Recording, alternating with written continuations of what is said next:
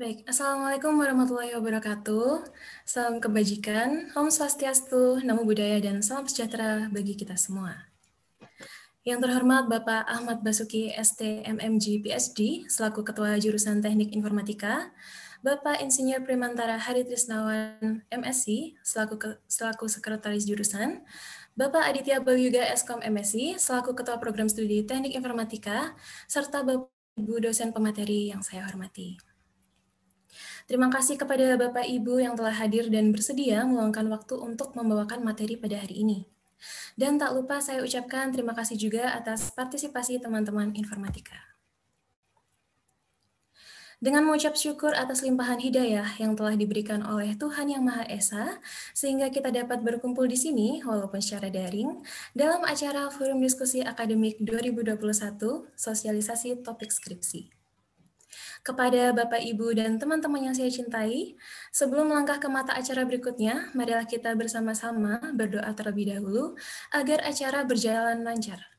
Berdoa menurut agama dan kepercayaan masing-masing dimulai.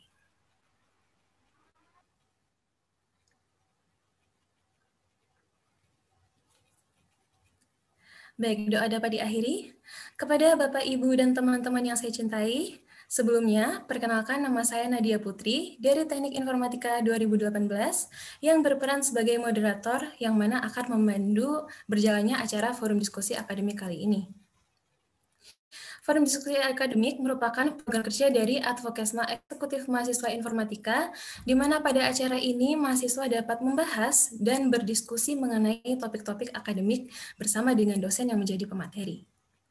Sebelum acara dimulai, dihimbau bagi peserta agar tetap kondusif selama berjalannya acara. Kepada para peserta, dihimbau untuk mematikan mikrofon selama pemaparan materi dan menyalakan sesuai dengan arahan dari saya selaku moderator atau panitia yang bertugas. Kemudian, apabila peserta ingin mengajukan pertanyaan, dimohon untuk menuliskan pertanyaan pada kolom komentar dan dapat ditanyakan pada sesi tanya-jawab dan diskusi yang telah disediakan nantinya. Baik, langsung saja kita menuju ke mata acara selanjutnya, yaitu arahan materi skripsi yang akan diberikan oleh Bapak Ahmad Basuki selaku Ketua Jurusan Teknik Informatika. Kepada Bapak Ahmad Basuki, dipersilakan. Baik, terima kasih. Assalamualaikum warahmatullahi wabarakatuh. Salam sehat untuk semuanya yang hadir. Tentunya pada seluruh ketua program studi yang hadir, ke Sekjur, kemudian para Bapak Ibu KJF, dan tentu tidak terlupa dari seluruh panitia, Puskesma, dan juga mahasiswa yang hadir di hari ini. Seperti yang juga dipesankan oleh moderator, tentunya tetap harus menjaga prokesnya. Kita berdoa bersama, mudah-mudahan pandemi ini segera berakhir dan kita dapat menjalani mungkin normalitas yang lebih baru lagi dari yang sekarang sudah kita jalani. Terkait dengan acara hari ini, sosialisasi topik skripsi, tentunya kami di jurusan dan program studi berharap sekali seluruh mahasiswa dapat menyelesaikan studinya dengan tepat waktu. Dan juga terkait dengan skripsi ini kan juga sebagai salah satu milestone untuk menyelesaikannya, kami sangat memahami kesulitan-kesulitan yang ada, dan baik itu juga dari masukan mahasiswa dan juga masukan dari Bapak Ibu dosen. Tentu seperti yang sudah kita pahami bersama bahwa dalam skripsi ini perlu sekali kerjasama yang baik antara seluruh maksudnya antara seluruh komponen yang terlibat, ya, baik itu mahasiswa dan dengan dosen pembimbing, nanti kemudian juga mahasiswa tentunya akan berproses melalui siakatnya, maksudnya dari siamnya untuk memprogram mata kuliah skripsi tersebut. Kemudian juga jangan lupa menjalani di aplikasi di Philcom Apps untuk berproses proposal, kemudian proposal, dan seterusnya. Nah, ini kadang-kadang ada yang terlewat, ya. Jadi atau jadwal-jadwalnya pun juga seringkali terlewat. Nah, maksud hari ini pun juga kami berusaha memulai proses yang perlu dilakukan oleh manajemen agar mahasiswa dan seluruh stakeholder yang terkait mempunyai kesiapan untuk bisa menjalani skripsi ini di semester depan. Tentu kami membuka diri seluas-luasnya ketika ada yang ingin ditanyakan atau dikonsultasikan. Kami tentu berharap agar proses ini dapat dijalani bersama, karena perlu dipahami di Fulcom itu kan tahapannya cukup banyak, mulai dari proposal, P0, P1, P2, kemudian seminar hasil, dan kemudian ujian dan seterusnya. Nah, ini silahkan juga dibaca beberapa panduannya ada di Fulcom Apps. Kalau memang ada yang kesulitan, jangan sungkan-sungkan untuk segera bertanya. Tentu itu, dan hari ini kita mencoba mensosialisasikan, tentu nanti akan diatur sedemikian rupa breakout-breakout yang ada untuk mengkelompokkan, karena alhamdulillah hari ini yang hadir kalau dari peserta yang tercatat ini sekitar 166. Tentu include saya ya, jumlah mahasiswanya berapa tentu nanti akan didata oleh panitia. Demikian sambutan saya, dan saya juga berdoa agar kalian semua diberikan kemudahan proses skripsi nantinya. Tentu harapannya semua sama ya, dan juga saya tentunya ataupun teman-teman yang lain juga berharap skripsi ini bukan jadi batu sandungan, tetapi justru tantangan untuk keberhasilan berikutnya. Demikian dari saya untuk di awal. Saya terbuka nanti untuk diskusi selanjutnya. Terima kasih. Salam sehat selalu. Assalamualaikum warahmatullahi wabarakatuh. Waalaikumsalam warahmatullahi wabarakatuh. Baik, terima kasih kepada Bapak Ahmad Basuki atas sambutan dan arahan yang telah diberikan. Selanjutnya, kita menuju ke mata acara berikutnya, yaitu pembahasan materi mengenai skripsi secara umum, yang akan diberikan oleh Bapak Aditya Bawiyuga selaku Ketua Program Studi. Kepada Bapak Aditya Bawiyuga, dipersilakan. Baik, terima kasih Mbak Nadia dan rekan-rekan sekalian. Assalamualaikum warahmatullahi wabarakatuh. Selamat siang. Yang kami hormati Pak Ahmad Basuki selaku Ketua Jurusan, Pak Prim selaku Sekretaris Jurusan, dan rekan-rekan dosen yang hadir di ruangan Zoom ini, dan juga rekan-rekan mahasiswa yang saya banggakan. Alhamdulillahirrahmanirrahim, puji syukur kehadirat Allah Subhanahu wa Ta'ala, hari ini kita bisa berkumpul, walaupun belum berkumpul secara luring, masih secara daring saja, tapi alhamdulillah kita masih bisa berkumpul dengan jumlah yang saya pikir cukup banyak ya. Kalau dari peserta sekitar 168, mungkin dari mahasiswa sekitar 150-an ya. Ya, sebuah angka yang saya pikir cukup menggembirakan bagi kami. Artinya teman-teman di sini punya semangat ya, punya keinginan yang kuat untuk menyelesaikan skripsi. Nah, mungkin seperti disampaikan oleh Pak Abbas tadi, mungkin kita perlu mengubah sedikit mindset-nya ya, bahwa skripsi itu bukan sebuah penghalang. Ya, skripsi itu bukan sebuah sesuatu yang mengerikan gitu ya, tapi sebuah tantangan ya. Jadi skripsi ini adalah sebuah challenge atau sebuah tantangan yang nantinya akan teman-teman bawa dari ketika teman-teman sudah mulai lulus sampai bekerja. Kalau boleh dibilang skripsi ini adalah jimatnya Anda ya. Jadi ketika nanti Anda mau kemanapun, misalkan Anda mau melamar ke sebuah pekerjaan, misalkan yang ditanyakan adalah skripsinya biasanya ya. Di skripsi Anda mengerjakan apa dan seterusnya. Jadi ini adalah sesuatu yang menurut saya pribadi skripsi adalah sesuatu yang sakral ya, yang perlu Anda perjuangkan gitu. Oke, nah saya izin share screen terlebih dahulu terkait dengan materi yang akan saya sampaikan. Oke, baik. Jadi agenda kita hari ini adalah sosialisasi topik skripsi. Prodi merencanakan agenda-agenda seperti ini akan kita lakukan secara rutin di setiap akhir semester untuk mempersiapkan supaya mahasiswa lebih siap di dalam konteks skripsi. Memang kalau di semester genap kemarin kita memang agak sedikit terlambat ya. Kita kemarin baru sosialisasi kira-kira di bulan pertama perkuliahan. Nah, ini kita evaluasi, kita pengennya lebih awal lagi mensosialisasikan topik skripsi ini sehingga teman-teman bisa mulai berproses. dengan calon dosen pembimbingnya. Sehingga tidak ada lagi alasan, Pak, saya belum menyelesaikan proposalnya. Bisa nggak tanggal upload proposalnya di extend lagi, gitu ya. Jadi saya tidak ingin hal-hal seperti itu terjadi. Kalaupun terjadi, jangan terlalu banyak yang seperti itu ya. Oke, baik. Akan saya sedikit paparkan terkait dengan tantangan kita hari ini ya. Jadi jumlah mahasiswa yang mengambil topik skripsi kurang lebih 600 mahasiswa. Ini data semester lalu ya, karena di semester ganjilnya kan KRS-nya juga belum dibuka. Jadi kita belum dapat data pastinya, tapi kurang lebih mungkin sekitar dugaan kami ada sekitar 400 sampai 500 mahasiswa. Alhamdulillah memang proses-proses yang sudah dilakukan di prodi dan jurusan alhamdulillah sedikit membuahkan hasil, walaupun memang kita akui belum optimal, tapi cukup banyak mahasiswa yang di semester ini bisa berproses untuk seminar hasil dan ujian. Dan yang agak menggembirakan bagi kami adalah cukup banyak ternyata mahasiswa angkatan 2017. Artinya mahasiswa bisa menyelesaikan studinya tepat waktu, 7 atau 8 semester, sehingga itu tentu menjadi suatu hal yang baik buat kami. Kemudian mahasiswa, challenge yang kedua adalah mahasiswa ini masih kesulitan untuk menentukan dan menyepakati topik skripsi dengan dosen pembimbing. Ini permasalahan yang klasik di setiap semester ya.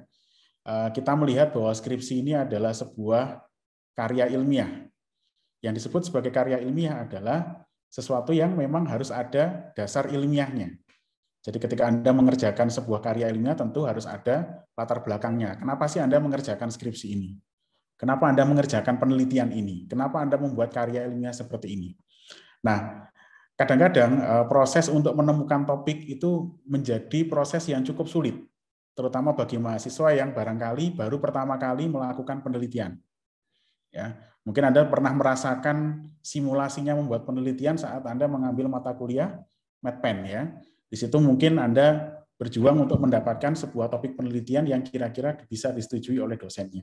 Nah, deskripsi kurang lebih sama. Jadi Anda nanti dituntut untuk menemukan sebuah permasalahan yang nantinya bisa Anda selesaikan dengan skripsi yang Anda kerjakan.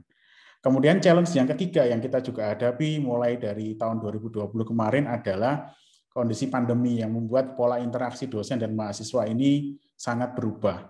Kalau dulu mungkin bimbingan itu dilakukan secara fisik di kampus. Misalkan Anda nggak bisa dihubungi dosennya, Anda bisa nunggu di depan ruangan dosennya gitu ya, menunggu sampai kemudian dosennya keluar atau mungkin menunggu di depan kelasnya dosennya. Nah, sekarang hal-hal seperti itu tidak bisa dilakukan. Kita hanya bisa berinteraksi secara daring. Baik itu lewat email, baik itu lewat WhatsApp atau mungkin lewat sarana yang lain. Nah, mungkin ini tidak hanya berlaku untuk mahasiswa ya, berlaku juga untuk kita di dosen untuk membiasakan pola interaksi yang baru. Kadang-kadang mungkin karena terlalu banyak pesan yang masuk gitu ya, karena terlalu banyak pesan yang masuk sehingga mungkin ada 1 atau 2 pesan dari mahasiswa yang terlewat sampai beberapa hari. Nah, pola-pola atau tantangan seperti ini yang kira-kira kita harus bisa menyelesaikannya dalam konteks mengerjakan skripsi. Oke, nah ini beberapa kebijakan dari prodi dan jurusan berkaitan dengan proses akselerasi proses pengerjaan skripsi. Yang pertama adalah pendataan topik skripsi dari calon dosen pembimbing. Ini sudah kita lakukan lewat masing-masing KJFD. Kita sudah minta KJFD untuk mendata topik-topik skripsi yang mungkin ditawarkan oleh dosen. Kebetulan di semester kemarin sudah di semester ini, di awal semester ini sudah juga kita lakukan pendataan topik ini. Kemudian kita perbarui lagi di akhir semester ini. Kemudian agenda kita hari ini yang kita laksanakan adalah sosialisasi topik skripsi ke mahasiswa. Kemudian yang sudah kita buat juga dan sedang berjalan adalah membuat kanal komunikasi daring dosen mahasiswa lewat Slack. Jadi kita membuat sebuah platform Slack, di situ kita sudah bagi menjadi beberapa channel. Nanti teman-teman di akhir sesi ini saya minta untuk bergabung di platform Slack ini dengan tujuan untuk mempermudah komunikasi Anda dengan dosen. Nah, mungkin kalau di Slack agak sedikit berbeda pola komunikasinya dengan di WhatsApp. Nah, kalau misalkan nanti dari Slack ini Anda dan dosen Anda bersepakat untuk membuat kanal komunikasi yang lain di luar Slack, monggo silakan. Kami dari Prodi memfasilitasi dengan Slack ini teman-teman bisa bertemu dengan dosen pembimbingnya atau calon dosen pembimbingnya. Kemudian kita juga akan merencanakan untuk melakukan pelatihan penguatan kompetensi teknis dan menulis. Ini insya Allah kita akan laksanakan kira-kira di akhir bulan Agustus ya, atau mungkin di awal bulan September, insya Allah kita akan rencanakan untuk pelatihan penguatan kompetensi teknis dan menulis. Karena kita lihat ada dua tantangan dalam konteks skripsi ini. Ya, tantangan yang pertama adalah tantangan dari sisi teknikal. Mungkin teman-teman pada waktu kuliah mungkin tidak banyak melakukan eksplorasi gitu ya, sehingga kemampuan teknisnya untuk mengerjakan skripsi jadi terbatas. Nah, ini kita rencanakan akan membuat beberapa pelatihan untuk penguatan kompetensi teknis. Kemudian juga ada pelatihan untuk penulisan. Walaupun mungkin sudah ada mata kuliah bahasa Indonesia dan mata kuliah metodologi penelitian, tapi faktanya di lapangan cukup banyak mahasiswa yang untuk sekedar menulis dengan bahasa Indonesia yang baik dan benar saja itu masih banyak yang salah gitu ya. Ada yang kalimat tidak ada subjeknya, kemudian ada dua frase kalimat yang seharusnya digabung dipisah tanda titik dan seterusnya. Jadi tantangan-tantangan yang mungkin muncul ketika teman-teman menulis laporan gitu ya. Kemudian kebijakan selanjutnya adalah pendataan dan evaluasi rutin bulanan. Ini kita terutama di akhir-akhir semester, prodi dan jurusan itu rutin untuk melakukan evaluasi skripsi, terutama untuk mungkin mahasiswa-mahasiswa yang berada pada semester-semester akhir atau semester-semester kritis. Ini kita adakan secara rutin. Ini ke depan kita akan lebih rutinkan lagi. Kemudian ini mungkin pengusulan perpanjangan masa unggah proposal ini yang nanti akan kita lihat berdasarkan kondisi di lapangan ya. Nanti akan kita lihat seberapa banyak mahasiswa yang nantinya sudah mengupload proposal skripsi. Harapan dari kami kondisi terbaiknya adalah kita tidak perlu melakukan perpanjangan masa unggah. Jadi dengan masa unggah yang normal teman-teman harapannya sudah bisa menyelesaikan proposalnya. Itu kebijakan prodi dan jurusan, mudah-mudahan bisa kita laksanakan dengan baik. Kemudian sebelum memasuki materi berikutnya, saya ingin menyampaikan sedikit tentang konsep stream dan hubungannya dengan skripsi. Ini mungkin ada yang beberapa teman-teman yang bertanya. Jadi stream ini adalah kumpulan mata kuliah pilihan yang punya kedekatan bahan kajian. Dan memang dimaksudkan untuk mendukung pengayaan kompetensi dalam pengerjaan tugas akhir dan skripsi. Mungkin bedanya konsep stream dengan keminatan di kurikulum sebelumnya adalah kalau pada konsep stream, teman-teman tidak diwajibkan untuk mengambil mata kuliah pilihan sejumlah tertentu. Kalau pada semester pada kurikulum 2016 kemarin, teman-teman harus mengambil kalau tidak salah minimal 10 mata kuliah pilihan pada sebuah keminatan. Nah, pada konsep stream, kewajiban seperti itu tidak perlu dilakukan, hanya memang kami di Prodi itu menganjurkan teman-teman untuk mengambil mata kuliah pilihan yang sekiranya bisa menunjang pengerjaan skripsi teman-teman. Misalkan kalau skripsinya berkaitan dengan pengembangan aplikasi mobile, tentu yang harus Anda ambil adalah mata kuliah, misalkan perancangan atau pengembangan aplikasi perangkat bergerak, misalkan ya, atau PAPB yang lanjut, misalkan, atau mungkin mata kuliah yang lain yang berhubungan dengan pengembangan perangkat lunak. Kemudian dari stream sendiri ada 6 stream, ada pengembangan full stack, interaktif media, rekayasa jaringan dan komputasi awan, keamanan cyber, komputasi cerdas, dan juga sains data. Nah, mahasiswa ini wajib mengambil atau telah menempuh minimal 1 mata kuliah pilihan stream yang bersesuaian dengan bidang atau topik skripsi yang akan diusulkan. Misalkan topik skripsinya berkaitan dengan pengembangan misalkan algoritma kriptografi gitu ya. Nah, berarti tentu teman-teman harus sudah mengambil mata kuliah kriptografi. Walaupun itu mata kuliah pilihan ya sebaiknya teman-teman mengambil itu supaya bisa mengerjakan skripsinya dengan baik. Kemudian masih berhubungan dengan stream dan skripsi, dalam pengusulan tugas akhir atau skripsi, mahasiswa memilih calon pembimbing 1 atau pembimbing tunggal berdasarkan kesesuaian bidang mayor dosen dengan bidang topik skripsi yang diusulkan oleh mahasiswa. Misalkan tentu kalau misalkan skripsinya berkaitan dengan pengembangan aplikasi mobile, ya teman-teman mencari dosen yang memang mayornya itu berkaitan dengan pengembangan aplikasi mobile. Nah, berikut ini bidang-bidang mayor dosen dan korelasinya dengan mata kuliah pilihan stream di Prodi. Nah, kalau stream pengembangan full stack ini berkorelasi dengan bidang mayor dosen rekayasa perangkat lunak. Kemudian stream interaktif media ini berkorelasi dengan bidang mayor mobile game and multimedia. Kemudian stream rekayasa jaringan dan komputasi awan berkorelasi dengan bidang mayor KBJ. kemudian stream keamanan cyber berkorelasi dengan bidang mayor KBJ juga, kemudian ada stream komputasi cerdas yang berkorelasi dengan bidang mayor komputasi cerdas, dan stream sains data yang berkorelasi dengan bidang mayor komputasi cerdas. Yang di sebelah kiri adalah streamnya, yang di sebelah kanan adalah bidang mayor dosennya. Jadi kalau Anda ingin mengambil salah satu topik skripsi di salah satu stream, maka Anda perlu mencari dosen yang mayornya sesuai dengan bidang yang di sebelah kanan. Nah, nanti teman-teman bisa melihat dosennya siapa aja sih di setiap bidang mayor. Teman-teman nanti bisa mengakses di link yang ada di materi ini. Insya Allah nanti materi ini akan juga kami share lewat email ke teman-teman yang memang sudah bergabung di room ini. Oke. Kemudian ini timeline skripsi. Memang untuk tanggal skripsi yang ada di Philcom Apps saat ini itu belum diperbarui untuk semester ganjil. Jadi ini masih tanggal di semester genap. Ini kemarin sempat ada masalah mahasiswa yang mau mengambil skripsi di semester ganjil berikutnya. Itu mungkin karena sudah konsultasi dengan dosen, dia kemudian ngupload proposal. Ya memang kalau secara aturan buku panduan, memang proposal bisa diunggah 4 minggu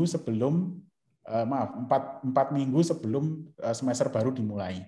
Itu sudah bisa memulai untuk mengupload proposal.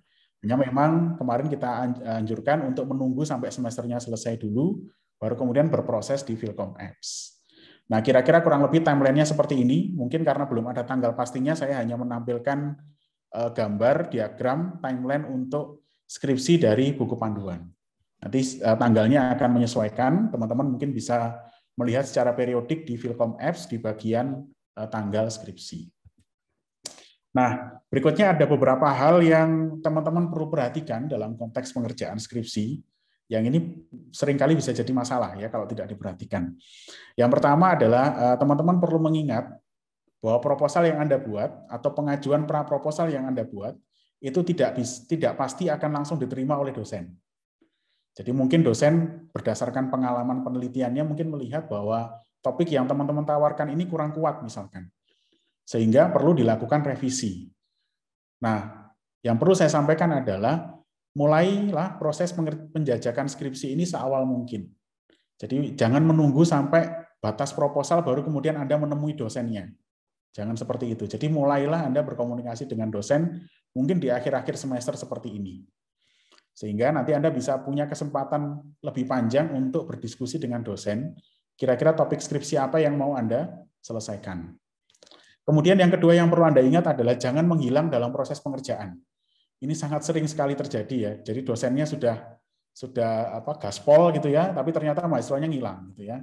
Jadi kalaupun Anda punya masalah terkait dengan pengerjaan skripsi, biasakan terbuka mengenai masalah Anda itu dengan dosen. Oke, jadi teman dosen ini adalah mitra Anda untuk menyelesaikan skripsi.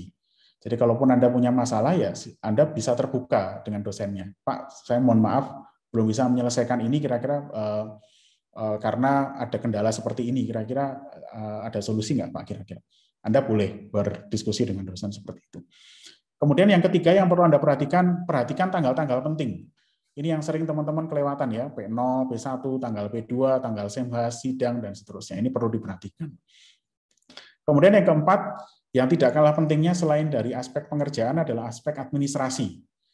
Ini pada beberapa kasus seringkali menghambat pengerjaan skripsi mahasiswa. Contoh paling simpel logbook ya.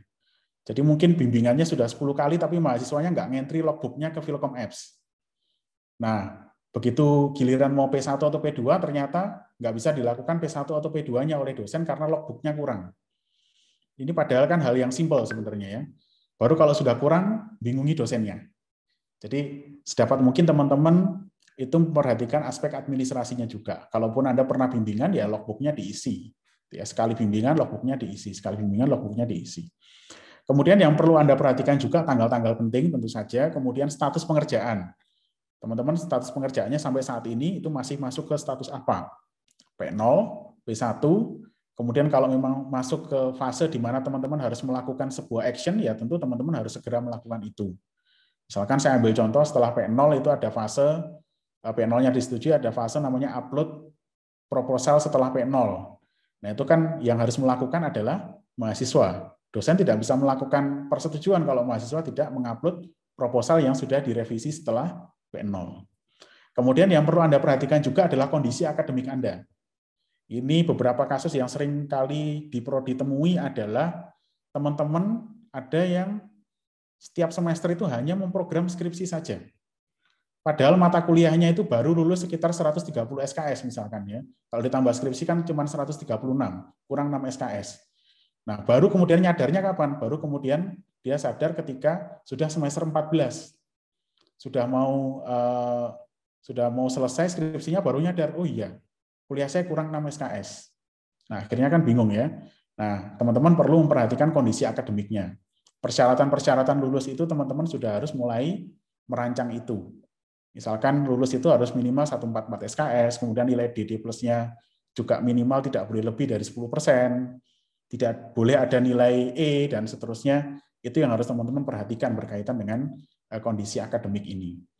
Kemudian yang terakhir yang perlu saya sampaikan, jika teman-teman memang terkendala komunikasi dengan dosen, silakan sampaikan ke prodi, jurusan, atau ke KKJFD Anda. Jadi sekali lagi, kalau misalkan teman-teman menghubungi dosen nih misalkan, kemudian sampai sekitar 4 hari atau 5 hari belum dibalas sama dosennya, teman-teman boleh silakan sampaikan ke saya atau ke jurusan atau ke KJFD, nanti kita bantu mediasi dengan dosennya. Oke, harapannya teman-teman tidak terkendala dalam proses pengerjaan skripsinya karena komunikasi dengan dosennya yang mungkin terganggu. Oke, ini beberapa hal yang perlu teman-teman perhatikan. Kemudian ini kanal komunikasi Slack yang sudah kami sediakan. Jadi silakan teman-teman bisa scan barcode-nya, kemudian silakan bisa join di platform Slack yang sudah kami sediakan. Untuk link join ini hanya bertahan sekitar 25 hari. Jadi jangan sampai lebih dari 25 hari baru join ya, nanti linknya akan berganti lagi. Baik, ini kanal komunikasi yang kami sediakan. Kemudian untuk sesi selanjutnya, setelah ini nanti kita akan ada sesi tanya jawab sebentar dengan prodi, mungkin sekitar 5-10 menit. Setelah itu teman-teman bisa bergabung ke breakout room KJFD sesuai dengan stream atau bidang minat Anda. Kalau komputasi cerdas sama sains data, Anda bisa bergabung pada breakout room KJFD KC.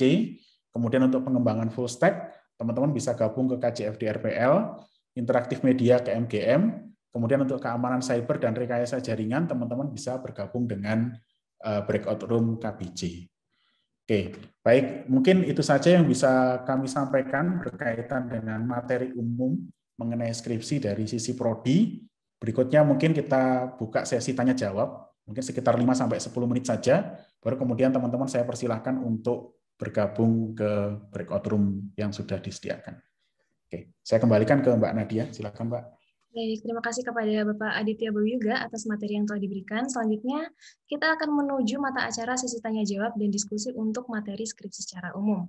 Pada sesi tanya-jawab dan diskusi ini, peserta dipersilakan untuk memberikan pertanyaan. Bagi para peserta yang ingin bertanya, silakan menggunakan feature raise hand, kemudian peserta akan dipanggil dan dipersilakan untuk mengajukan pertanyaan. Atau bisa juga disampaikan melalui fitur chat. Silakan bagi teman-teman yang ingin bertanya.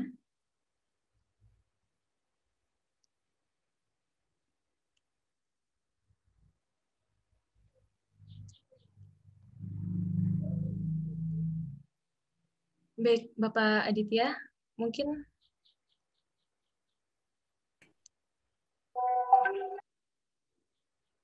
Oke, ada pertanyaan mungkin Mbak? Ya, ada pertanyaan melalui direct message saya. Oke. Apakah saya harus mengupload ulang di semester depan apabila saya sudah mengupload proposal di semester ini? Saya sudah mengupload sebelum tanggal 30 Juli sesuai dengan jadwal yang ada pada Filkom Apps. Ya, terima kasih. Baik. Coba dilihat statusnya dulu Mas atau Mbak yang bertanya ya. Silakan dilihat dulu statusnya sampai saat ini seperti apa.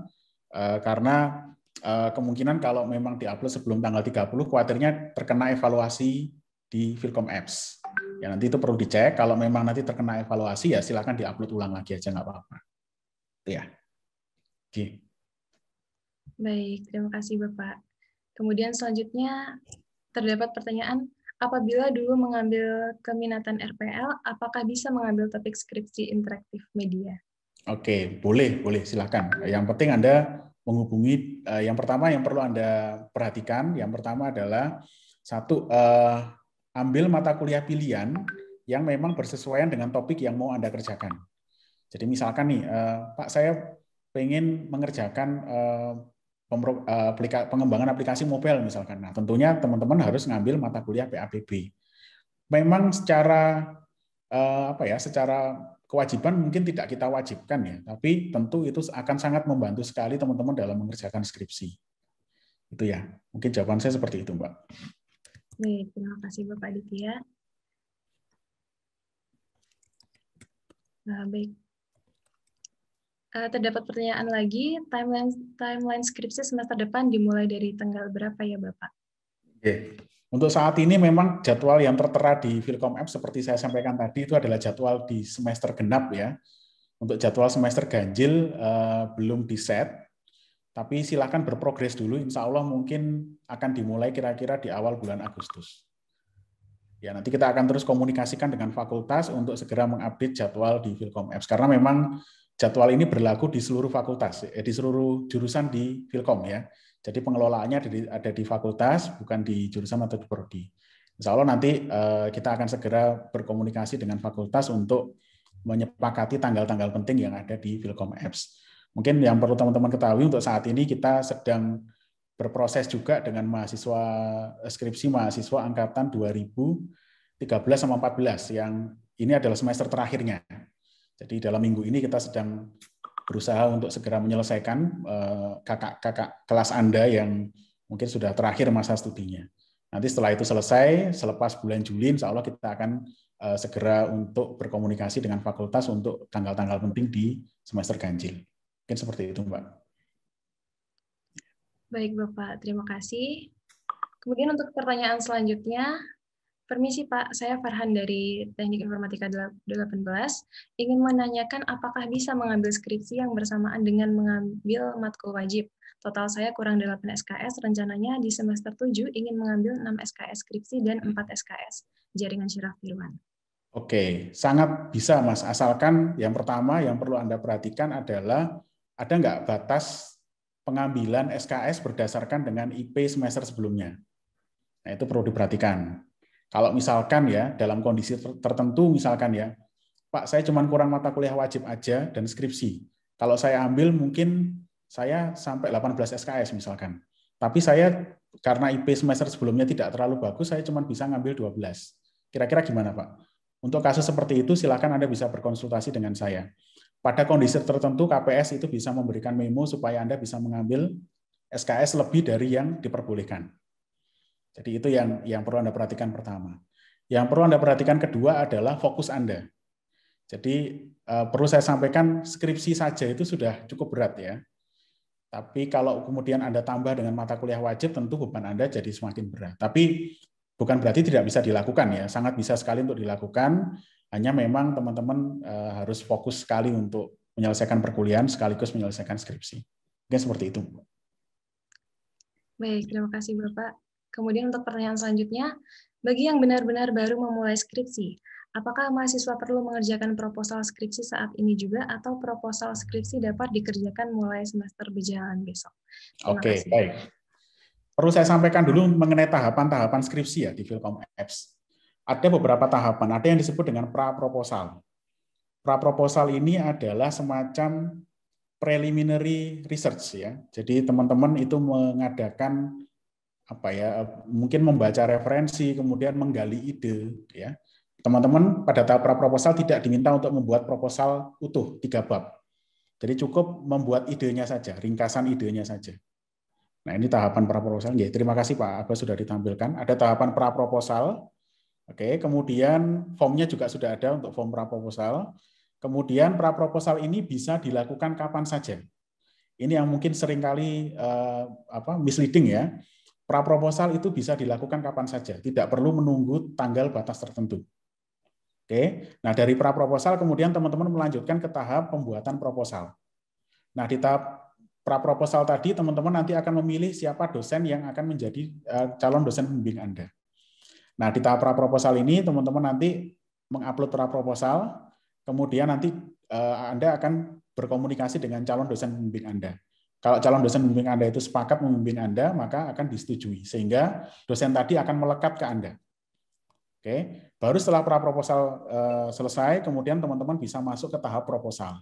Nah, proposal ini yang ada batas waktunya. Proposal ini yang sejauh ini ada batas waktunya. Nah, untuk proposal ini teman-teman diminta untuk membuat tulisan sebanyak 3 bab. Mulai dari bab pendahuluan, kemudian tinjauan pustaka, sampai kemudian metodologi. Bab 1, 2, sama 3. Nah, kemudian nanti Anda upload dan kemudian Anda mendapat persetujuan dari dosen.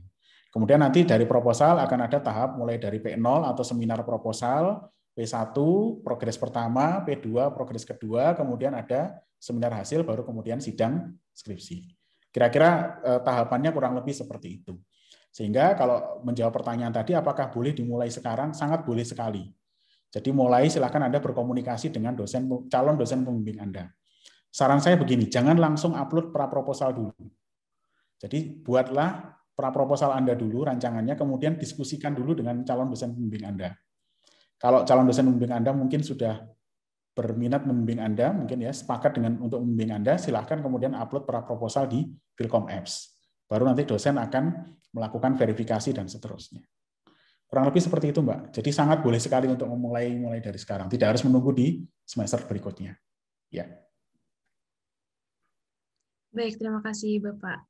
Yeah. Kemudian permisi Bapak, izin bertanya, apabila semester depan saya mau mengajukan skripsi, namun saya juga mengajukan praktik kerja lapangan, apakah bisa? Terima kasih. Bisa. Secara akademik tidak ada masalah, tapi kembali lagi ya, persyaratannya sama dengan pertanyaan yang mata kuliah wajib tadi. Ya, mengambil PKL dan skripsi memang bisa, tapi sangat biasanya menurut pengalaman cukup berat, karena harus menyelesaikan 2 proyek ya. Tapi kalau memang teman-teman bisa menyelesaikan, ya tidak ada salahnya, dan tidak ada yang melarang untuk melakukan itu. Yeah. Baik, terima kasih. Kemudian pertanyaan berikutnya, bagaimana cara membangun tulisan yang benar-benar asli? Adalah tulisan sendiri, karena saya selalu dianggap plagiasi oleh Turnitin dan sudah diubah berkali-kali. Tetapi saya turun hanya sedikit. Apakah saya perlu menvideokan saat menulis skripsi, begitu Bapak? Nggak perlu sampai seperti itu ya. Sebenarnya Turnitin itu ya namanya teknologi pengecekan seperti itu kan sebenarnya hanya membaca dan membandingkan antara tulisan Anda dengan tulisan sebelumnya kan. Ya tidak ada tendensi apapun Turnitin terhadap Anda. Yang mungkin Turnitin nggak suka sama Anda itu bukan seperti itu ya. Jadi memang yang dibandingkan adalah tulisan Anda. Kalau memang tulisan Anda itu mirip dengan yang sebelumnya, tentu dia akan menampilkan tingkat kesamaan yang tinggi gitu ya. Nah kalau seperti itu gimana? Tentu teman-teman ketika menulis itu gunakan bahasa Anda sendiri. Ya, setiap orang itu pasti punya style tulisan yang berbeda-beda. Pilihan katanya, kemudian cara menyusun kalimatnya itu pasti akan berbeda. Tapi kalau kemudian Anda menulis, misalkan menulis sebuah kutipan, kemudian Anda kutip langsung apa adanya, tentu pasti skor Turnitin Anda pasti akan tinggi.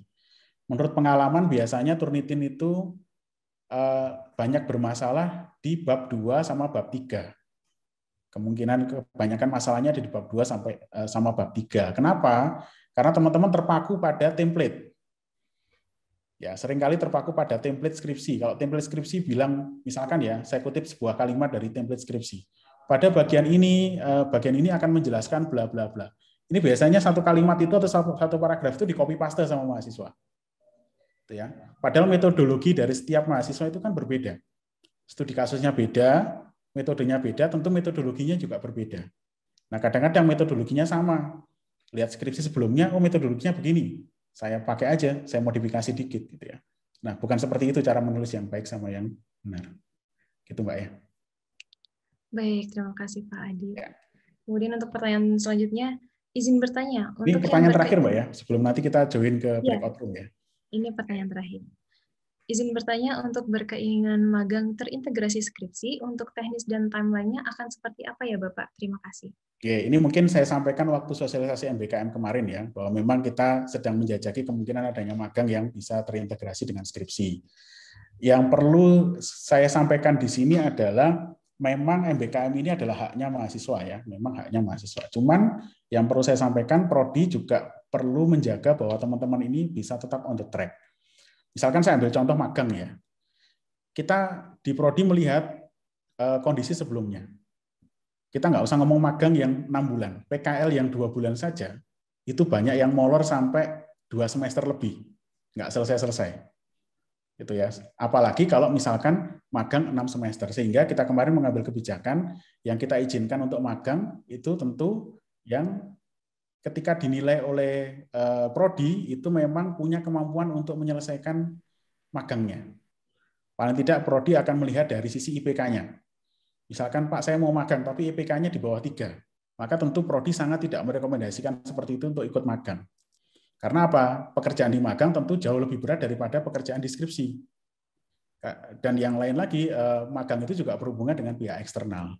Sehingga kita kemarin mengambil kebijakan kalau mahasiswa ingin magang, misalkan magangnya berintegrasi dengan skripsi, silakan berkomunikasi dulu dengan KPS.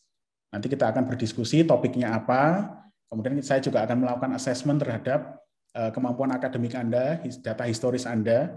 Kalau memang saya sebagai KPS itu dari hasil assessment itu menganggap bahwa mungkin mahasiswa ini bisa nih menyelesaikan magangnya dengan tepat waktu, maka Anda bisa saya izinkan. Itu dari sisi pendaftarannya dulu. Kemudian dari sisi pengerjaannya tentu teman-teman harus lolos seleksi dulu ya. Lolos seleksi dulu dari perusahaannya, kemudian menyelesaikan pekerjaan yang ada di magang, dan yang lebih penting lagi, proyek yang ada di magang itu belum disetarakan dengan PKL. Misalkan gini, mahasiswa itu sudah belum mengambil PKL sama skripsi, kemudian mau ngambil magang. Kira-kira magangnya disetarakan sama PKL-nya atau sama skripsinya? Karena itu satu proyek yang sama, maka kita tidak bisa mengakui itu sebagai 2 entitas yang berbeda. Kalau itu memang di situ ada 2 proyek, ya berarti mungkin satu proyek bisa dimasukkan ke dalam PKL dan satu proyek bisa dimasukkan ke dalam skripsi. Nah, karena ini masih baru di semester ini, saya pikir teknisnya silakan berkonsultasi dulu dengan saya mengenai yang tadi ya, magang terintegrasi skripsi. Hari ini kita fokus berbicara mengenai magang skripsi yang sifatnya reguler. Gitu ya. Oke. Baik. Terima kasih Bapak Aditya atas tanggapan-tanggapan yang diberikan. Dengan ini diskusi mengenai skripsi secara umum akan saya tutup. Untuk mata acara selanjutnya, yaitu pembahasan materi mengenai skripsi sesuai bidang minat atau stream masing-masing, kepada para peserta dipersilakan untuk memasuki breakout room yang sesuai dengan bidang minat. Terima kasih. Breakout room-nya sudah saya buka, Mbak. Sudah bisa melihat belum ya? Iya, sudah bisa. Sudah bisa masuk ke breakout room masing-masing. Silakan dicoba. Skripsi tentang topik skripsi di MGM, kalau di Prodi Informatika ikut stream interaktif media. Jadi saya coba untuk share screen dulu ya.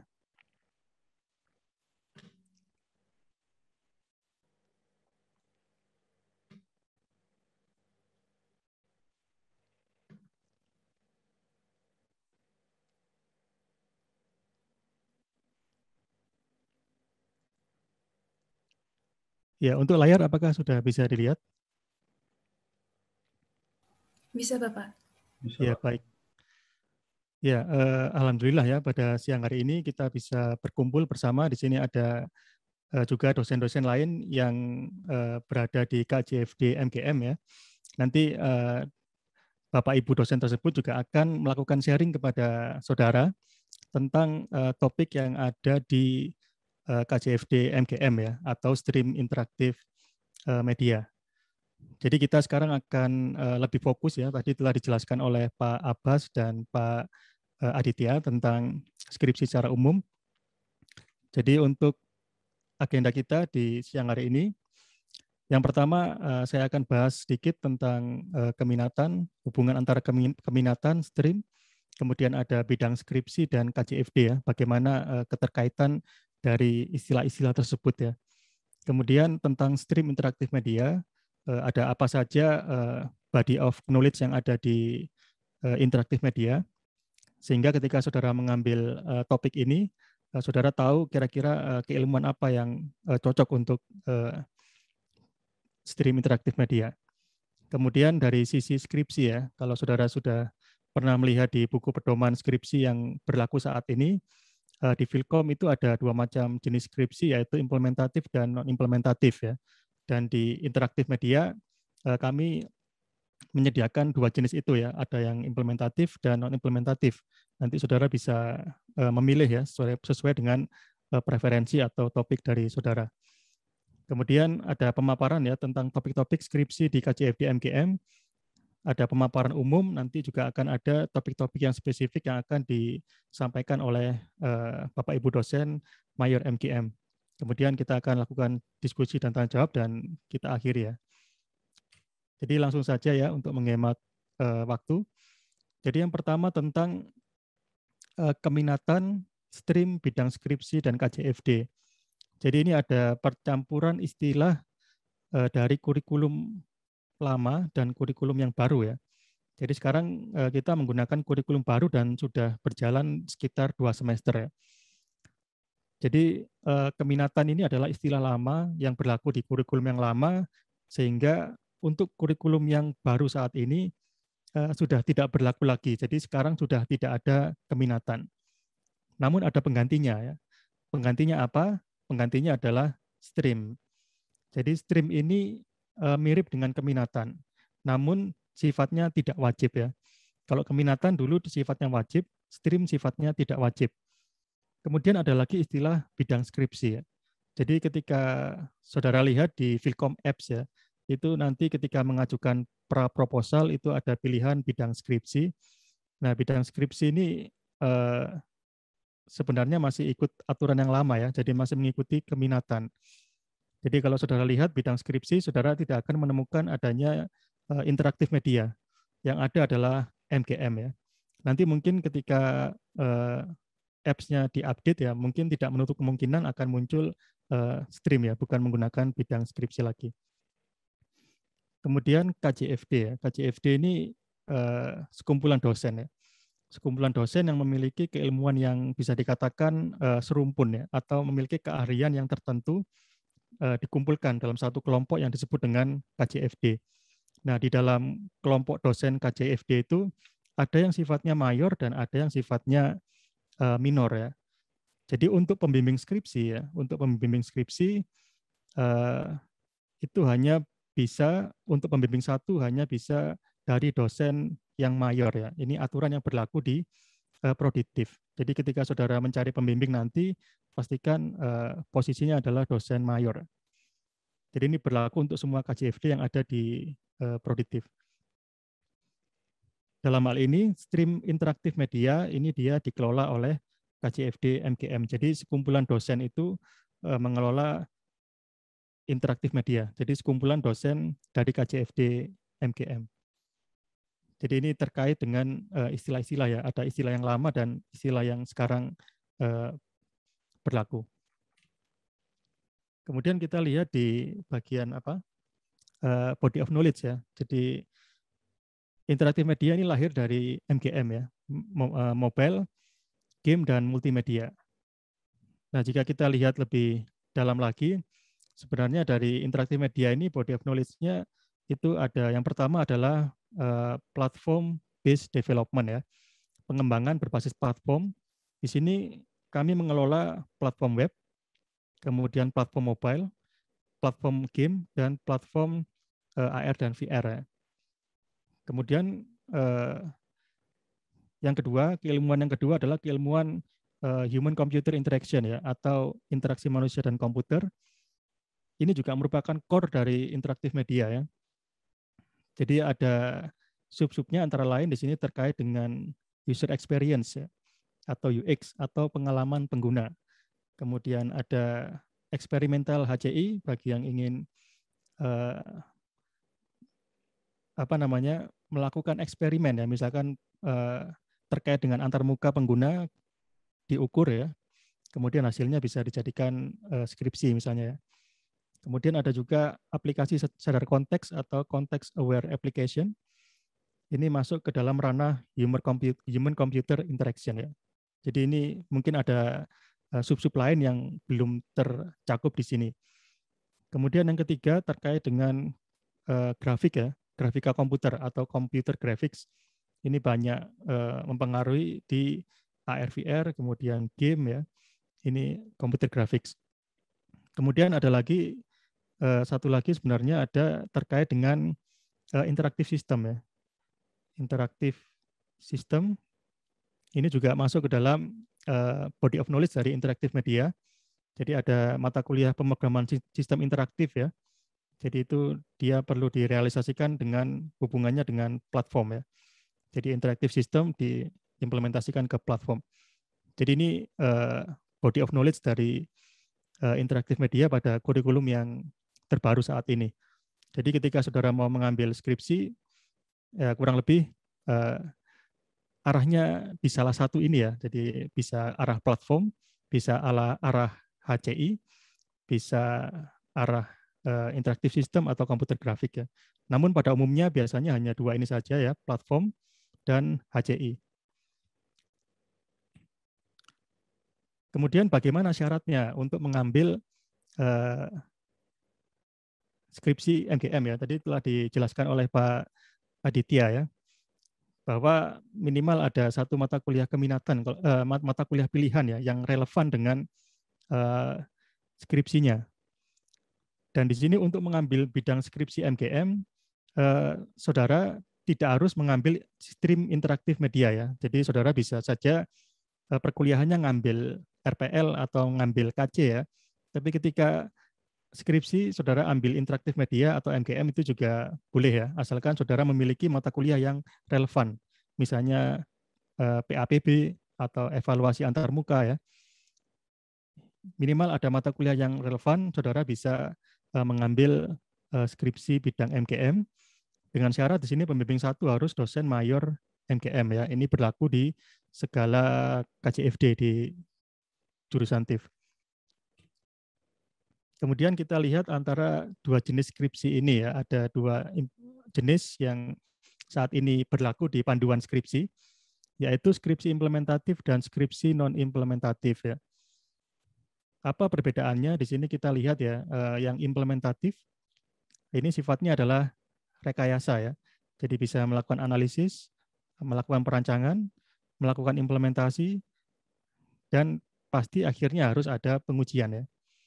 Jadi bisa kita kerjakan full ya, satu siklus penuh, analisis sampai pengujian, atau mungkin hanya analisis saja, perancangan saja, implementasi saja ya. Jadi itu macam-macam tergantung topik yang saudara ambil ya. Kemudian skripsi implementatif ini memiliki kontribusi ya, kontribusi yang berupa artefak ya. Jadi artefaknya bisa berupa perangkat lunak, prototipe, antarmuka, atau yang lainnya. Jadi ciri dari implementatif biasanya dia bisa kita lihat dari kontribusinya berupa artefak. Kemudian untuk yang tipe yang kedua, itu adalah non-implementatif ya. Nah ini macam-macam metodenya, dia tidak menggunakan metode rekayasa ya. Bisa menggunakan metode eksperimen, bisa sekedar observasi ya. Misalkan saudara mengobservasi pengalaman pengguna pada suatu aplikasi ya, itu hanya mengobservasi. Atau bisa juga dengan melakukan manipulasi, menghasilkan suatu eksperimen juga bisa ya. Pada umumnya bisa disertai dengan hipotesis, bisa juga tidak ya menggunakan rumusan masalah biasa ya. Kemudian di sini ada perbedaan dari implementatif dari sisi kontribusinya ya. Ketika saudara mengambil penelitian atau skripsi non-implementatif, kontribusinya adalah berupa empirical data ya, atau data empiris hasil dari saudara melakukan observasi atau eksperimen ya. Jadi outputnya adalah empirical data. Namun bukan berarti non-implementatif dia hanya menghasilkan empirical data ya. Jadi bisa saja supaya saudara bisa menghasilkan empirical data, saudara perlu mengembangkan suatu artefak ya, atau mengembangkan suatu prototipe kemudian diuji misalnya untuk memperoleh empirical data. Jadi bisa jadi pada skripsi non-implementatif saudara juga membuat perangkat lunak atau membuat prototipe ya. Dan pada skripsi implementatif saudara juga bisa menghasilkan data empiris ya. Jadi biasanya ketika mengembangkan perangkat lunak, nanti di akhir pengembangan itu ada pengujian misalkan usability testing ya. Nah, usability testing itu akan menghasilkan empirical data ya. Data terkait dengan usability itu juga akan menyertai dari artefak. Namun untuk yang implementatif, kontribusi utama itu adalah berupa artefak ya. Kalau yang non-implementatif, kontribusi utamanya biasanya berupa empirical data. Kita lihat lebih konkretnya ya, ini contoh skripsi implementatif dan non-implementatif yang banyak diambil di Filkom ya. Jadi implementatif biasanya pengembangan aplikasi perangkat bergerak ujian daring ya.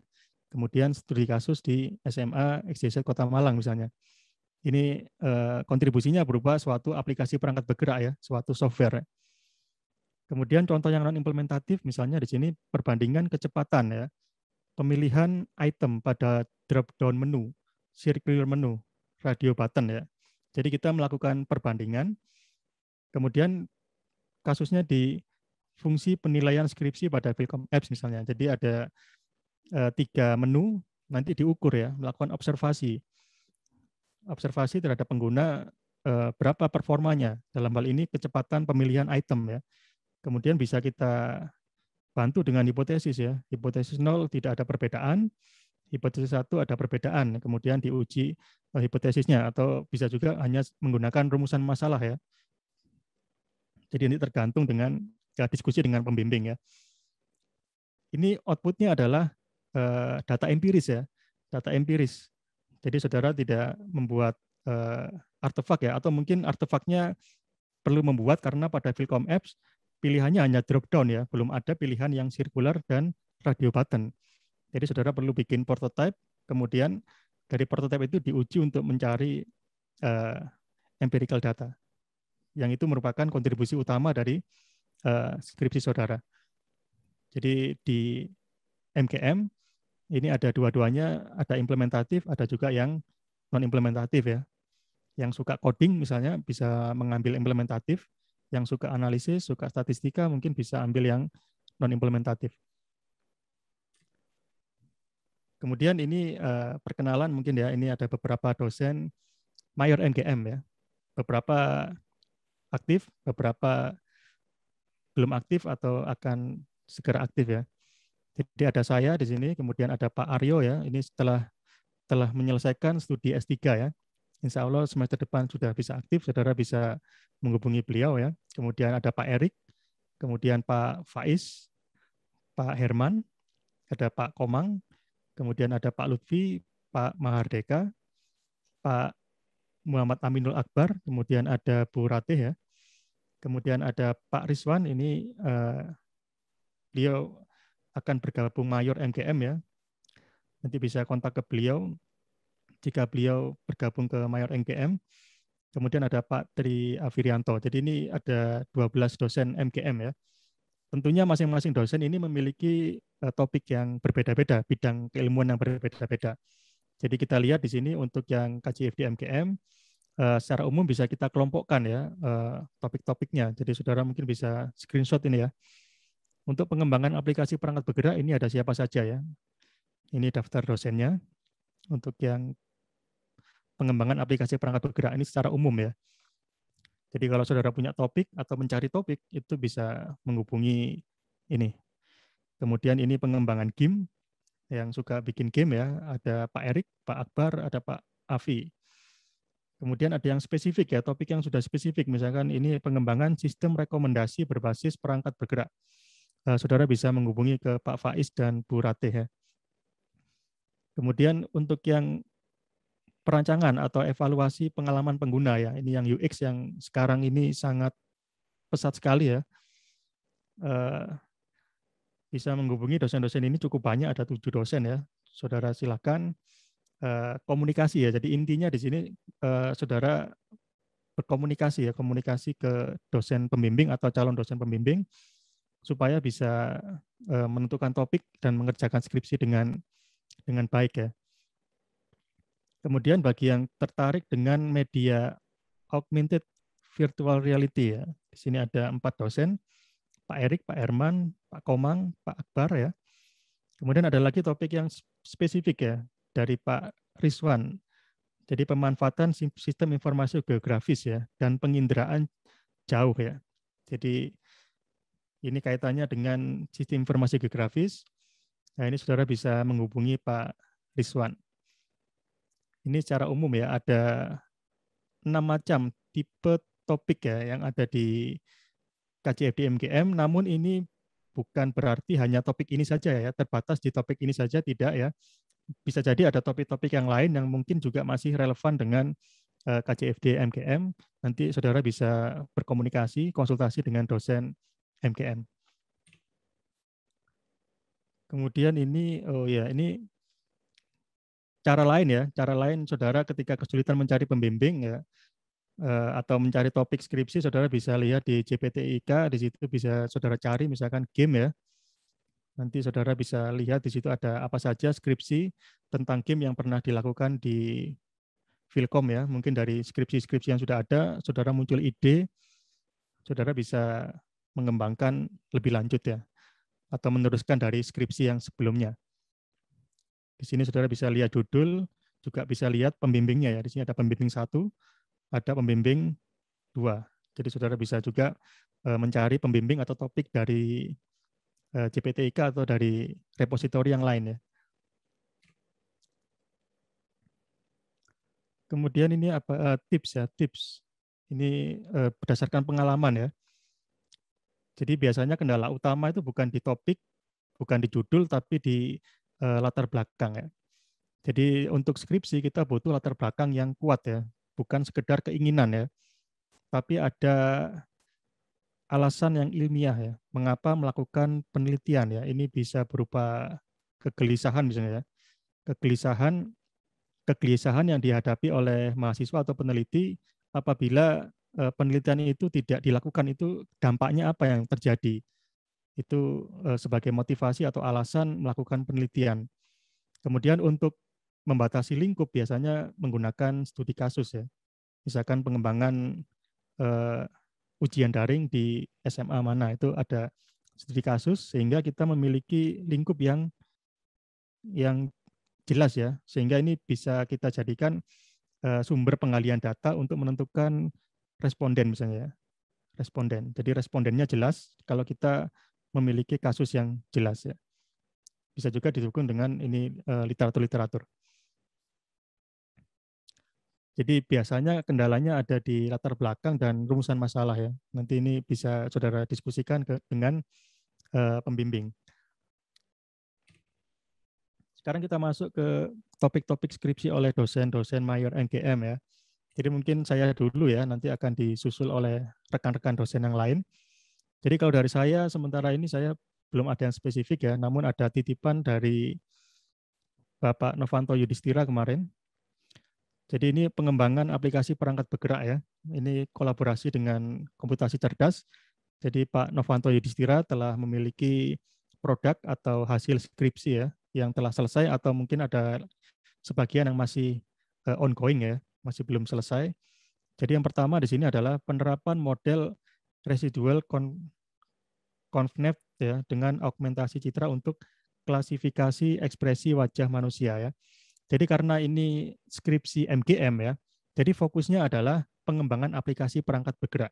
Sedangkan untuk algoritma klasifikasinya telah diselesaikan oleh mahasiswa KJ ya. Jadi saudara hanya memasang modul yang sudah ada. Ini sudah ada modulnya. Nanti tinggal diintegrasikan ke aplikasi perangkat bergerak ya. Begitu pula untuk aplikasi deteksi Alzheimer, kemudian aplikasi pengenalan jenis hama serangga dan deteksi COVID ya. Ini semua sudah ada modulnya atau berupa library ya, atau mungkin algoritmanya sudah ada, tinggal nanti diintegrasikan ya ke dalam aplikasi perangkat bergerak sehingga bisa berjalan di perangkat bergerak. Jadi fokusnya di perangkat bergeraknya, bukan di kecerdasan buatannya ya.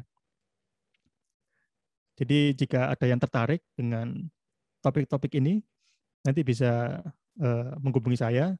Nanti kita akan berdiskusi, nanti juga akan diskusi dengan Pak Novanto Yudhistira ya. Jadi ini ada, sementara ini dari saya ada 4 topik ini.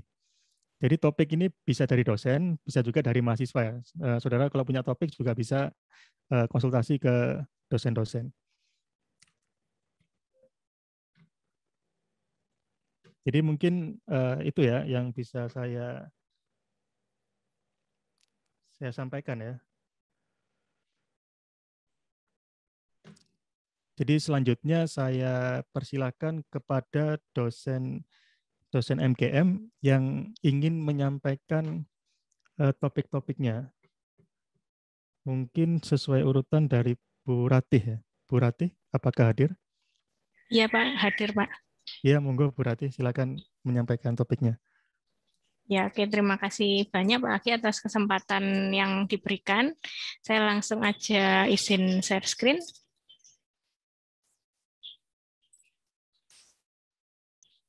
Nah, untuk topik yang saya tawarkan di semester ini topik umumnya sesuai dengan RIP UB tentang kebencanaan dan lingkungan, sedangkan topik khususnya adalah COVID-19. Nah, ini di sini kita akan membuat aplikasi yang pertama untuk nutrisi. Nanti ini ada kode judul yang akan saya berikan, kemudian untuk olahraga, kesehatan jiwa, dan ekonomi. Nah, ini yang paling banyak saya tawarkan di semester ini adalah yang tentang ekonomi, karena ini terkait dengan usaha di UMKM. Ini banyak sekali permasalahannya, sehingga diangkat. Kemudian untuk mahasiswa atau mahasiswa yang ingin mendaftar, syarat pendaftarannya bisa mengisi kolom FGH yang ada di sheet 1 nanti. Jadi kolom F ini terkait sama referensi. Jadi kalau kalian mau daftar ke saya harus ada referensi untuk dasar teori. Kemudian kolom G ini isinya sudah siap, pakarnya siapa aja. Misalkan kalau untuk perancangan user experience, pakar itu digunakan nanti untuk pengujian heuristic evaluation. Atau kalau kalian topiknya tentang pengembangan aplikasi, itu pakar itu dipakai untuk membuat konten dari aplikasi yang dibuat. Kemudian kolom H nanti itu sudah disiapkan pengguna akhirnya seperti apa. Jadi pengguna akhir ini kalau untuk perancangan UX, ini untuk mengisi kuesioner SUS, sedangkan kalau untuk pengembangan aplikasi ini bisa untuk wawancara analisis kebutuhan. Nah, nanti dari topik skripsi yang saya tawarkan ini, sebelumnya saya taruh di kolom chat aja ini linknya. Kemudian kalau kalian sudah ada yang cocok, itu kalian bisa mendaftar di Excel yang ini ya. Jadi nanti ada Excel untuk pendaftaran seperti ini. Jadi saya membuka pendaftaran mulai dari hari Senin, Selasa, sampai Rabu. Jamnya nanti menyusul. Nanti kalau kalian mau mendaftar, silahkan bisa mendaftar dulu lewat Google Meet yang ada di sini. Kemudian langsung saja yang saya tawarkan di semester ini, yang pertama kalau topiknya itu pengembangan aplikasi, itu bisa melakukan implementasi dari perancangan UX yang dibuat mahasiswa saya tahun semester sebelumnya, yaitu dia membuat ini ya perancangan UX untuk membuat pembelajaran pembuatan website. Jadi masalah UMKM yang ada di semester lalu itu mereka nggak bisa melakukan penjualan secara maksimal karena belum banyak yang belum kenal dengan teknologi digital. Maka dari itu bisa kita ajarkan bagaimana membuat website untuk pemasaran produk. Kemudian kalau kalian ada ide dari jurnal internasional yang bereputasi, ini saya ada 2 slot judul kosong, silakan nanti bisa didiskusikan. Kemudian yang ini nomor 4 sampai 6 ini itu mengenai nutrisi, kemudian latihan fisik, kemudian mengenai kesehatan jiwa di masa pandemi. Jadi ini yang terkait sama kebutuhan masyarakat sekarang. Kemudian kalau misalkan kalian tertarik dengan topik perancangan UX, itu bisa membuat perancangan UX berupa website atau aplikasi untuk digital marketing bagi UMKM. Nah, ini di sini saya ada beberapa topik, yang IT ini ada 9, kemudian yang non-IT ini ada 2. Jadi untuk membuat skripsi dengan perancangan UX ini kalian harus memiliki pakar dan buku acuan. Kemudian ada lagi perancangan UX aplikasi yang menyesuaikan kebutuhan UMKM pada masa pandemi. Saya ada 4 slot kosong. Kemudian ini contoh-contoh yang tidak bisa dipakai karena sudah dikerjakan mahasiswa PKL. Ya, jadi untuk sementara dari saya itu saja Pak Agi. Ya, baik Bu Ratih, terima kasih. Mungkin dari peserta mahasiswa, ada yang ingin ditanyakan ke Bu Ratih, silakan ya. Ya Pak, atau kalau boleh langsung aja lewat ini ya Pak, Google Meet diskusi yang saya masukkan di chat room. Jadi biar diskusi sendiri-sendiri gitu, boleh nggak Pak Agi? Oh iya, berarti monggo ya. Baik, ini ada di chat ya. Iya, Ya, ya gitu ya, iya, nggak apa-apa ya. iya. Jadi Terima kasih Pak Agi. ya sama-sama Bu Ratih. Ya, berikutnya ada Bu Hanifah. Silakan Bu Hanifah. Ya Pak Agi, terima kasih atas kesempatannya. Saya di sini untuk informasi teman-teman saja ya, saya bukan dosen mayor MGM, jadi saya dosen jurusan SI, jadi saya tidak bisa membimbing teman-teman mahasiswa aktif untuk menjadi pembimbing satu, tapi nanti bisa teman-teman tawarkan topik ini ke pembimbing satunya, nanti pembimbing duanya bisa saya atau Bu Ratno. Jadi yang mau saya tawarkan adalah sebentar.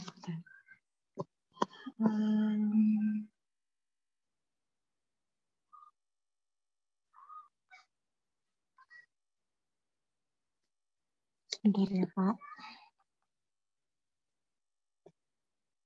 Jadi di sini saya mau menawarkan skripsi dari lab teknologi, learning teknologi.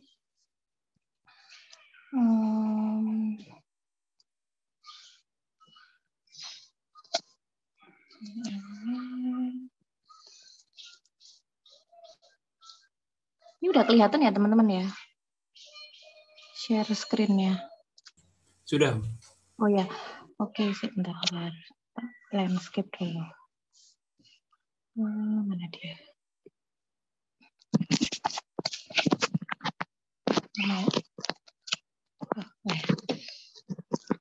Oke, jadi yang saya tawarkan adalah topik dari lab learning teknologi. Jadi ini adalah labnya sebenarnya sih labnya anak PTI sih harusnya, tapi lab ini kan di bawah Filkom, jadi nggak masalah mau mahasiswa dari prodi manapun di Filkom nggak masalah gitu. Jadi yang kami tawarkan adalah pengembangan lanjut dari aplikasi mobile lesson berbasis Android ya. Aplikasi ini adalah aplikasi yang dipakai mahasiswa PTI ketika mengadakan praktek lapangan persekolahan atau PLP. Jadi praktek mengajar lah istilahnya, gampangnya praktek mengajar di sekolah. Nah, aplikasi lesson ini sudah ada. Bisa kalian intip juga, misalnya tertarik kalian bisa lihat di Play Store, Google Play itu sudah ada. LESON, S-nya 1 ya. Aplikasi lesson ini sudah ada di Google Play. Nah, tapi perlu dikembangkan lebih lanjut. Ada penambahan fitur baru dan ada desain baru dari aplikasi. Itu. Jadi intinya yang dikerjakan ya mengembangkan lanjut aja dengan fitur baru dan desain baru. Desainnya sudah ada. Tapi kalau misalnya kalian juga punya kemampuan untuk memperbaikinya juga nggak masalah. Tapi yang utamanya yang kami cari adalah untuk pengembangan aplikasinya. Tuh, jadi mobile developernya yang kami cari. Tentunya kalau kalian tertarik bisa langsung menghubungi saya atau Bu Retno. Ini nomornya nanti saya copy di chat WA. Gitu. Itu aja dari saya Pak Agi. Ya, baik, terima kasih banyak Bu Hanifah. Jadi yang tertarik ya dengan topik dari Bu Hanifah dan Bu Retno ya, dan nanti bisa menghubungi beliau. Berikutnya mungkin bisa memberikan paparan dari Pak Aryo mungkin.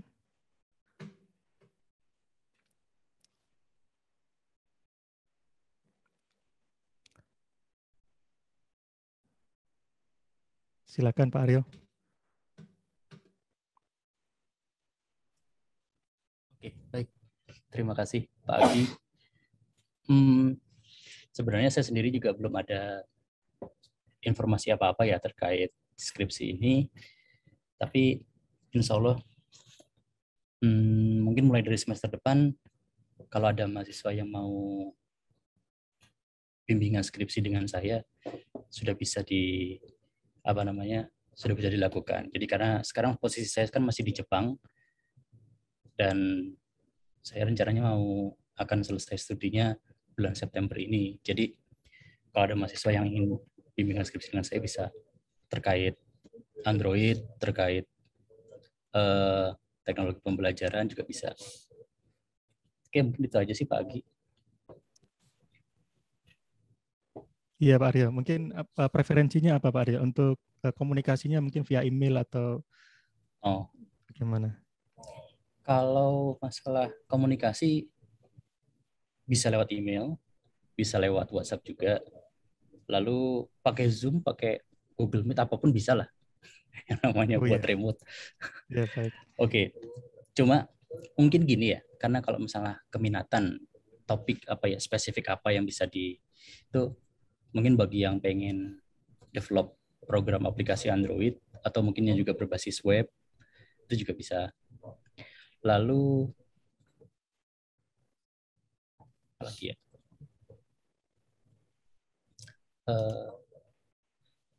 Kalau misalkan keminatan saya dulu sebelum saya berangkat studi ada di sistem pengembangan informasi yang terkait dengan geografis, jadi berbasis Google Maps. Lalu Android juga pakai Google Maps. Dan beberapa, kalau memang ada mahasiswa di sini yang jago ngoding atau mungkin tertantang untuk ngulik algoritma, saya juga bisa bimbing di situ. Jadi terkait desain analisis algoritma juga bisa.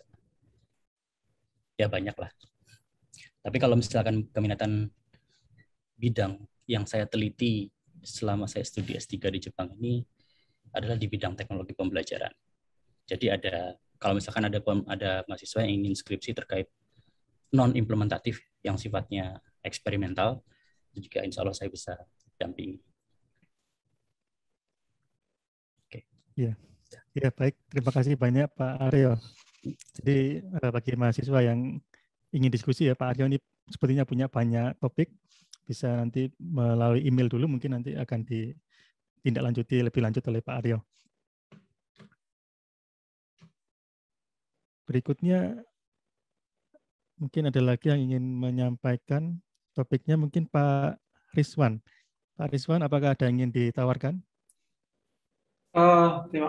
Terima kasih Pak.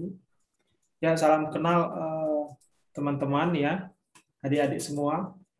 Perkenalkan, mungkin baru pertama kali melihat ya, saya Rizwan Sianturi. Saya akan saya sudah bergabung dengan KJFD MGM. Ya, terkait topik skripsi sebenarnya sudah disampaikan tadi oleh Pak Agi ya. Saat ini mayornya saya belum mayor ya, namun akan ke arah situ. Namun apabila ada teman-teman, adik-adik yang ingin berdiskusi terkait pengembangan perangkat aplikasi orang gerak ya atau user experience, boleh ya, boleh dengan saya. Yang jelas, kalaupun ada ide kreatif dari adik-adik, seperti yang disampaikan tadi ya, latar belakangnya. Jadi ketika diskusi, misalnya ingin diskusi, latar belakangnya seperti apa. Nah, jika bisa ya mengatasi masalah di masyarakat, bukan masalah yang besar seperti itu ya, tapi step. Jadi artinya di situ dengan adanya rencana itu ada latar belakang yang kuat, karena itu yang akan menjadi pengalaman saya ya, menjadi semangat untuk terus melangkah, karena kan perjalanannya panjang ya, berbulan-bulan setelah menguji beberapa seperti itu. Jadi latar belakangnya kuat, nah, nanti akan ya bisalah yang bertahan. Kemudian opsional jika bisa ada aspek geografisnya ya, saya tertarik di situ. Untuk topiknya umum ya ke saya. karena latar belakang saya juga ada dari geografi, jadi mencakup manusia, alam, fisik, lingkungan, iklim, cuaca, jadi relatif umum. Ya. Demikian, Pak.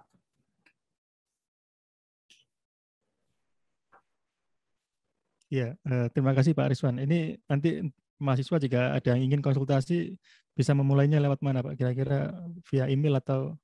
Ya, untuk seperti Pak Novanto tadi, boleh lewat email, WhatsApp, boleh kalau sudah ada rancangan ya, rancangan maksudnya latar belakangnya kira-kira pengen kemana, maksudnya sudah baca, nanti kita ketemu boleh Google Meet seperti itu, atau Zoom ya. Jadi kita istilahnya brainstorming. Tapi sudah tahu ya latar belakangnya, kira-kira metode, udah baca lah paling enggak 2 atau 3 skripsi sebelumnya seperti itu ya. Jadi agak efektif karena setelah membaca baru tahu keminatannya. Kadang-kadang setelah diskusi pengen ganti lagi.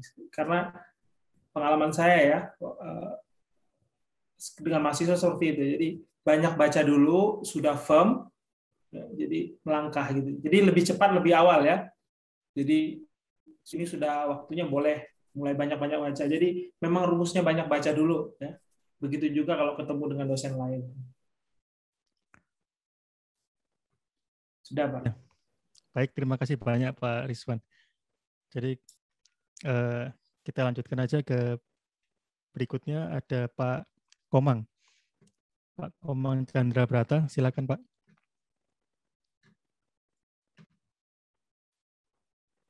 Oke, baik Pak Agi. Terima kasih atas waktunya.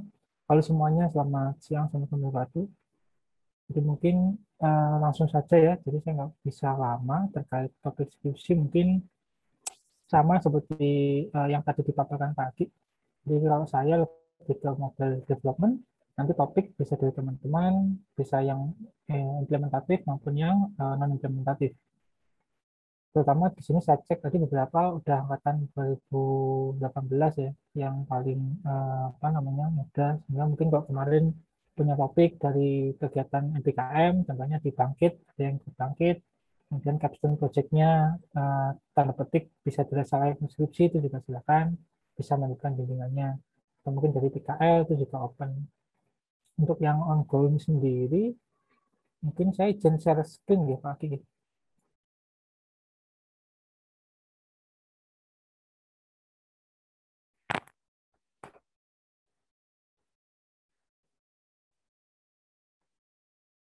Oke, jadi ini yang ongoing di saya. Jadi ini saya tunjukkan aja, nanti detailnya teman-teman bisa cek aja di Scholar Google ya, ketik aja nama saya, nanti akan muncul beberapa list topik penelitian yang sudah saya pernah kerjakan. Ini contohnya, jadi AR untuk location base di navigasi ya. Jadi ini terbuka untuk 2 kategori tadi, implementatif maupun non-implementatif. Jadi kalau implementatif ini masih terbuka sekali untuk di-enhance ya, maksudnya core modulnya sudah ada, teman-teman bisa mengganti objek sesuai dengan masalah di sekitar kalian ya, di kota kalian atau mungkin di Indonesia, itu kan masih tanda petik sangat diperlukan ya untuk solusi-solusi yang seperti ini, karena gunanya R-nya adalah untuk kita menjembatani orang-orang yang language-nya berbeda, jadi bahasanya beda. Jadi kita mencoba membuat satu solusi yang bisa dipakai oleh semuanya tanpa memandang bahasa ya. Jadi orang dari manapun ketika ingin navigasi itu bisa dengan mudah mengikuti petunjuk dengan tanpa melihat bahasanya atau lampu jalan yang ada di daerah tersebut. Itu secara implementatif, jadi silakan nanti bisa dioprek. Non implementatif ini cukup banyak yang bisa dikerjakan, jadi contoh kayak komparasi ya, perbandingan efektivitas, contohnya yang sudah pernah saya buat itu perbandingan antara mobile AR kayak gini sama yang map gitu kan. Jadi kelihatan nih orang tuh lebih nyaman tuh pakai mobile AR kayak gini atau map ya, navigasi map yang teman-teman biasa pakai di HP gitu kan. Itu lebih nyaman yang mana? Itu contoh yang pertama. Atau mungkin ke depan juga bisa dicari untuk efisiensi ya, entah itu power consumption atau lain sebagainya, itu juga masih terbuka sih untuk teman-teman bisa ulik di sana. Jadi untuk non implementatif juga nggak terbatas di user experience ya, tapi terkait perbandingan dari sisi development-nya juga silakan monggo, ini bisa dikembangkan juga. Kemudian AR untuk edukasi dan tourism ya, terutama kan COVID, pandemi, jadi sangat terbuka sekali untuk alat bantu yang tanda petik bisa mendukung kembali ya geliat dari pertumbuhan industri wisata itu kan, dan juga membantu di pendidikan ya, di edukasi, karena kan juga intensitas bertemu langsung kan juga berkurang karena pandemi. Jadi ini juga masih terbuka. Contoh kemarin di mana, di Candi Jago ya di Malang itu untuk edukasi dan sekaligus wisata sih. Jadi teman-teman juga nanti bisa diulik aja. Ini juga gampang kok, engine-nya juga tersedia di market. Tinggal teman-teman idenya apa yang bisa diulik dari sana itu silakan. Ini juga terbuka ya di implementatif maupun yang non implementatif. Kemudian AIML ini juga banyak sekarang cloud provider yang menyediakan cognition-nya atau cognitive service-nya ya. Jadi silakan teman-teman kalau sudah terbiasa pakai cloud itu, atau mungkin pengen buat model sendiri juga silakan. Jadi intinya ini juga sama terbuka di sisi development maupun yang non implementatif tadi. Jadi dari sisi entah itu user experience atau apa, ini kan masih perlu dikaji ya, itu juga bisa diulik silakan. Kalau sisi implementasi, ya teman-teman bisa cari objek apa sih kira-kira yang membutuhkan solusi untuk rekognisi secara image seperti ini. Jadi kalau di MGM itu nggak perlu ngulik terkait bagaimana sih image processing-nya, jadi cukup mungkin menggunakan tools atau mungkin library yang sudah ada di market ya, di pasaran. Enggak, teman-teman nanti sesuaikan masalah apa sih yang selesai dengan itu. Contoh yang kemarin udah ada tuh terkait sampah ya, jadi mengenai sampah yang organik sama non organik, nantinya bisa digunakan untuk fitur yang lain ya, entah itu untuk kegiatan sosial ataupun yang lain. Kemudian yang paling mainstream ya ini penyakit, gitu kan. Cuma ini saran saya udah banyak, jadi cari uniknya di mana. Jadi jangan penyakit daun pada mangga atau mungkin penyakit tomat, itu kan udah banyak sekali yang bahas. Modelnya mungkin bisa diambil dari yang KC, tapi untuk implementasinya itu harus dicari uniknya apa. Sehingga tadi ya mungkin jadi juga latar belakangnya apa, sehingga lebih relevan dengan kondisi yang sekarang. Kemudian mobile learning, jadi ini lebih ke apa ya, kalau bisa cerita, lebih ke mungkin ini skenario pembelajarannya. Jadi kalau kita kan mungkin sudah terbiasa kalau belajar tuh ya ada materi, kemudian milih kuis, itu kan ABC, tinggal kita pilih mana yang benar. Ini kemarin saya sama teman-teman itu nyoba untuk mencari mekanisme baru dan cara baru ya yang mungkin lebih menyenangkan. Contoh mungkin kayak drag and drop, kemudian entah itu mencari sesuatu di gambarnya, itu kan mungkin lebih apa ya, lebih bervariasi kan metode belajarnya. Jadi nggak cuma milih dari multiple choice atau mungkin isi. Jadi lebih ke gamifikasi sama skenario pembelajaran. Jadi bagaimana orang itu dengan mobile learning itu lebih cepat mempelajari sesuatu. Jadi ini lebih nanti ke mental model dan seterusnya. Teman-teman nanti silakan aja diuliknya ke sana. Ini gampang kok, CRUD biasa, cuma ya tadi lebih ke skenario gamifikasinya ya. Jadi gimana biar mobile learning ini bisa efektif. Ini contohnya di bahasa pemrograman ya. Yang tadi belajar matematika ruang-ruang, ini di bahasa pemrograman. Dan ini yang interaktif, jadi pakai suara ya untuk menjawab pertanyaan, sehingga lebih ke pronunciation ya, jadi pelafalan. Jadi kemarin di bahasa Jepang kita sudah buat, kemudian di bahasa Inggris juga ini kita coba mengulik jenis lain dari belajar. Jadi contohnya untuk kolokasi. Jadi kayak kita kan kalau bahasa Inggris itu kan terbiasa yang formal ya. Jadi di TOEFL, di IELTS itu kan formal. Tapi sehari-hari kan kita juga ngomong nggak mungkin pakai bahasa yang formal terus kan gitu.